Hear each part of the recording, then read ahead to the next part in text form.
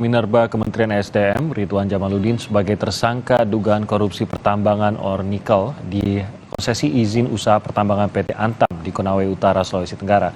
Usai menjalani pemeriksaan, Ridwan keluar dari gedung Kejaksaan Agung dan langsung ditahan di Rutan Salemba Cabang Kejaksaan Agung selama 20 hari ke depan.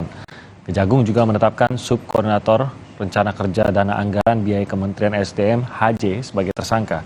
Ridwan diduga berperan memimpin dan memutus rapat penyederhanaan aspek penilaian kuota pertambangan or nikel atau Rencana Kerja dan Anggaran Biaya RKAB tahun 2022 yang pada kenyataannya rencana kerja tersebut dijual ke PT Lau Agung Mining untuk melegalkan pertambangan nikel di lahan milik PT Antam seluas 157 hektar yang tidak memiliki rencana kerja dan anggaran biaya. Kita tetapkan dua tersangka atas nama tersangka RJ, yaitu selaku mantan Direktur Jenderal Mineral dan Batu Bara di Kementerian SDM, dan yang kedua atas nama HJ selaku Subkoordinasi RKKB Kementerian SDM. Jadi dua-duanya dari Kementerian SDM, ya.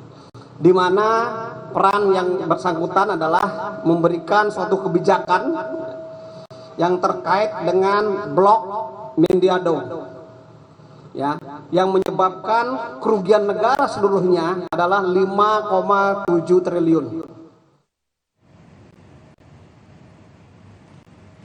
Sebelumnya Kejaksaan Agung telah menetapkan dan menahan dua pejabat dari Kementerian Energi dan Sumber Daya Mineral SDM, yakni SM, Kepala Geologi Kementerian SDM, sekaligus Direktur Pembinaan Pengusahaan Mineral Dirjen Batubara, dan EVT yang merupakan evaluator Rencana Kerja dan Anggaran Biaya Kementerian SDM. Tidak hanya itu, Kejaksaan Agung juga mencopot 3 oknum jaksa terkait dugaan suap yang terjadi di Sulawesi Tenggara. Salah satunya adalah mantan Kepala Kejaksaan Tinggi Sulawesi Tenggara.